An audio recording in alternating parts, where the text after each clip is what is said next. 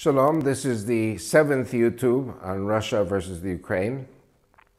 What I tried to do until now was to talk about the history of the Europeans, history of the wars between Poland and Ukraine, Poland and Russia, Ukraine and Poland, Ukraine and Russia, everybody killing the Jews, the Russians killing the Tatars, the Chechens, the Circassians, wars with the Turks.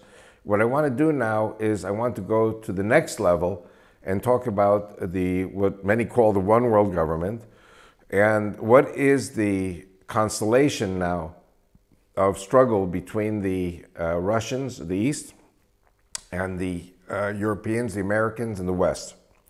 What I'm going to do now is talk primarily economics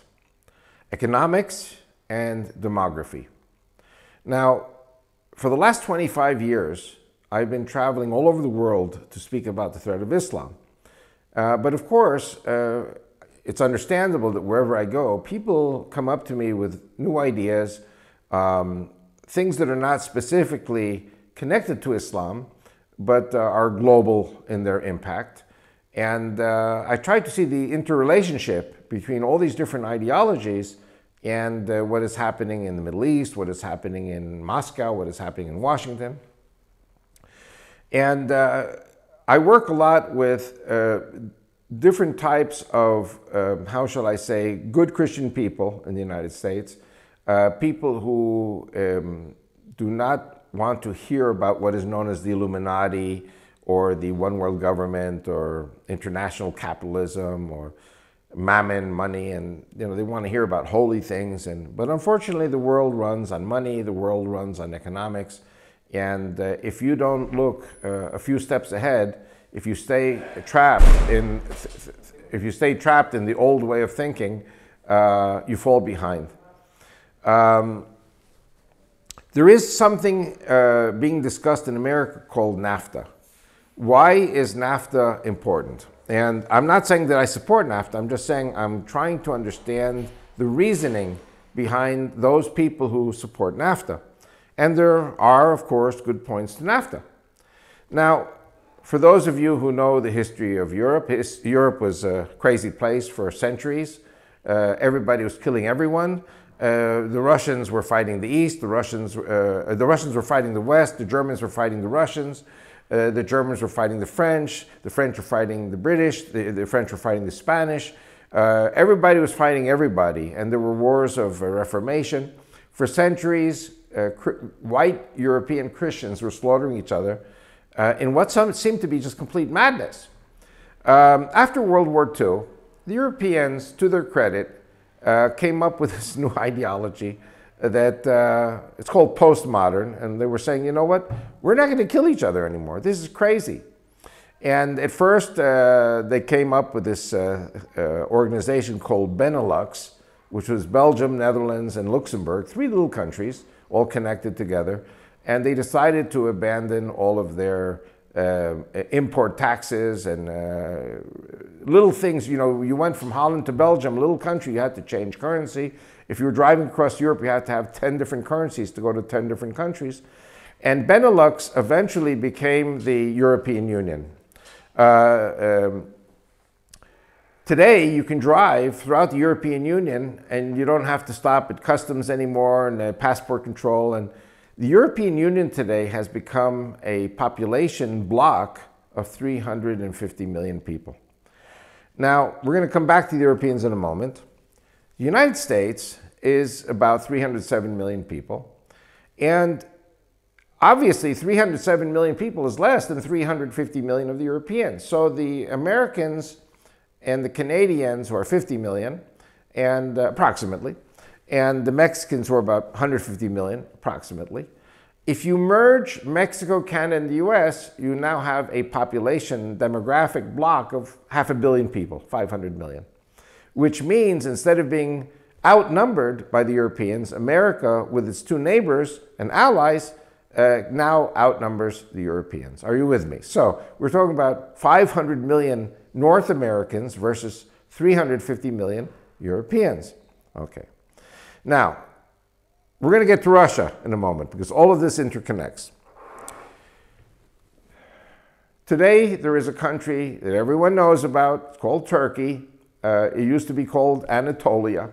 It used to be called the Byzantine Empire, Ottoman Empire, Byzantine Empire, Eastern Roman Empire.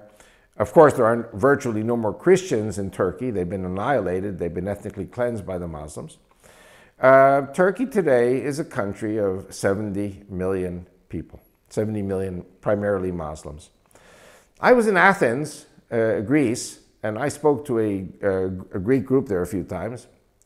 And somebody from the Greek group told me something very interesting.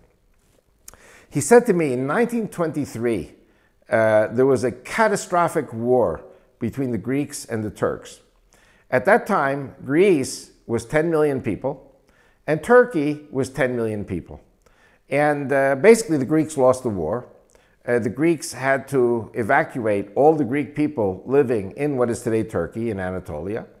And the Turks had to evacuate most of the Muslims from what is today Greece. It was called population transfer. Today, the Greeks are still 10 million. A lot of Greeks left. So they were 10 million in 1923. Today, the Greeks are 10 million again. The Turks went from 10 million to 70 million. Now, the European Union, for a number of reasons, decided, again, this is postmodern ideology of the European Union, that unlike the 20s and 30s and 40s, where families were encouraged to have many children, I mean, Italian families had 10 kids.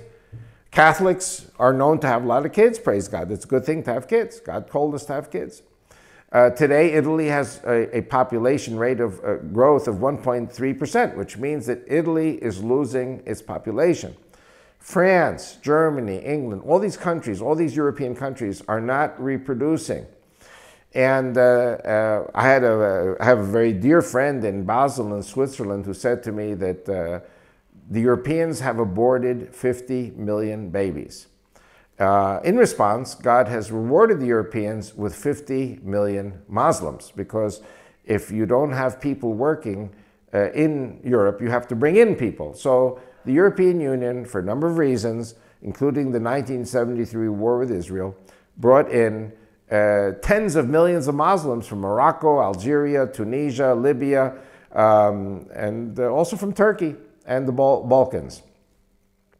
So today you have now 350 million in the European Union, 50 million are Muslims. Enter Turkey. And President Obama supports the entry of Turkey into the European Union. And Turkey, indeed, has a geographic foothold across the Dardanelles in Europe. And so Turkey would like to enter the European Union. Turkey is 70 million. And so if Turkey, backed by Obama, joins the European Union grows from 350 million to 420 million, because 70 million and 350 are 420. Enter Russia. The Soviet Union collapses in 1989-1990. 6 Islamic republics break away, are given their independence from Moscow. Kazakhstan, Uzbekistan, Kyrgyzstan, Tajikistan, Azerbaijan, and I don't remember the 6th one, I mention them all the time. These countries have a total of 200 million Turkic Muslims. The Soviet Union's population was 350 million. When the 6 Islamic republics broke away from the Soviet Union, today Russia is a country, a federation of 150 million people. 200 million are Turkic Muslims. They're not part of Turkey, but they are Turkic Muslims, and their languages are similar to Turkish.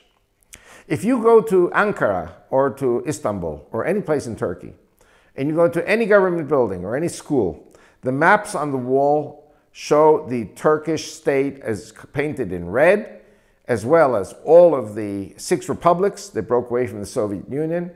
And basically the Turks are eyeing areas like Bosnia, like Kosovo, Albania, which were once under Turkish rule, as returning to Turkish rule.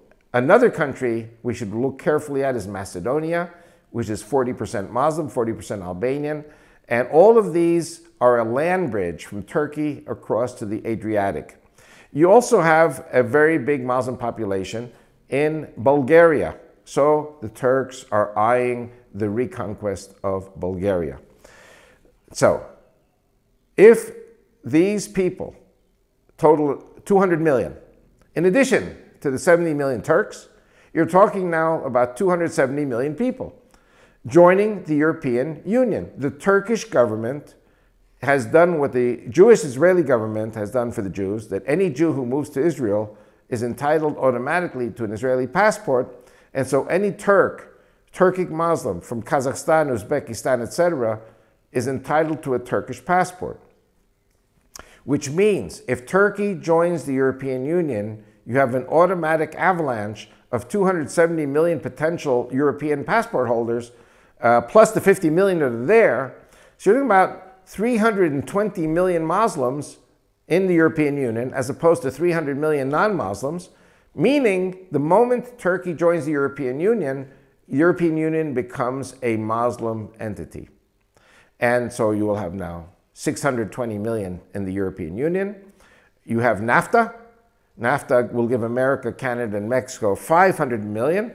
And this NAFTA agreement leaves the Northern Hemisphere 120 million people short of being equal to the number of the European Union passport holders.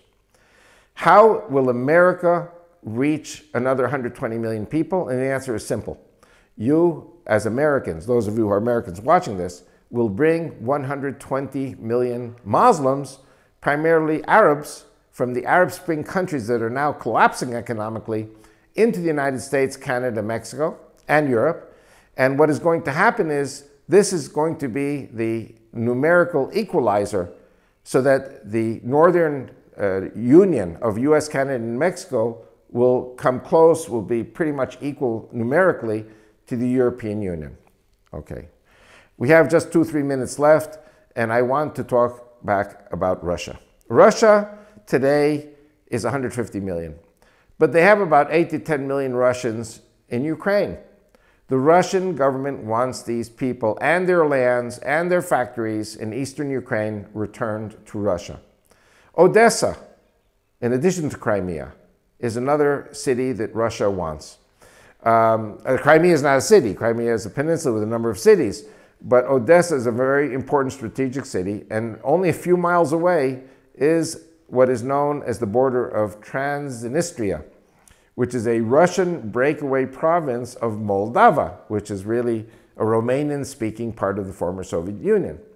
And so what the Russian plans inevitably are going to be, wherever there is a Russian ethnic population, Russian-speaking population, it is very clear that the Russians are going to want to reclaim the lands, the factories, the industry, and the people, the Russian-speaking people, into what used to be the Soviet Union. In other words, Vladimir Putin wants to increase the Russian population up from 150 million to 160, 170, 180 million, kind of to reconstitute the greatness of the Soviet Union.